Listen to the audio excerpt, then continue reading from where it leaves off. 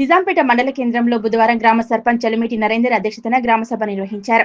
ఈ గ్రామ సభలో గ్రామంలో ఉన్నటువంటి సమస్యలను పరిష్కరించాలని తెలిపారు. ఈ సమావేశంలో గ్రామంలో పారిశుద్ధ్యం, అండర్ డ్రైనేజీ, వీధి లైట్లు, కచేరీ, మంచినీటి సమస్యలపై చర్చించి ఈ పనులు పూర్తయ్యేలా చేస్తామని గ్రామ సభ ద్వారా తీర్మానం చేశారు.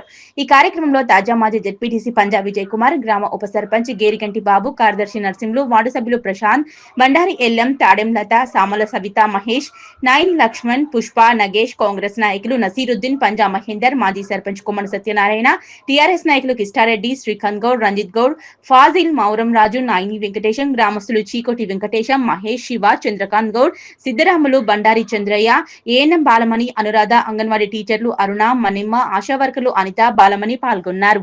గ్రామ సభ నిర్వహించడం జరిగింది. సమావేశంలో గ్రామాభివృద్ధి కోసము పలు అంశాలు చర్చించడం జరిగింది.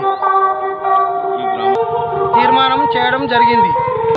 విజయవంతం చేసిన గ్రామ ప్రజలకు ధన్యవాదాలు. మండల కేంద్రంలో గ్రామ సభ నిర్వహించడం జరిగింది. దీనికి గ్రామ ప్రజలు వాళ్ళ యొక్క సమస్యలు, అంశాలు చర్చించి తీర్మానం చేయడం జరిగింది. ఈ గ్రామ సభను విజయవంతం చేసిన నిజాంపేట గ్రామ ప్రజలకు ప్రత్యేక ధన్యవాదాలు తెలుపుకుంటున్నాను.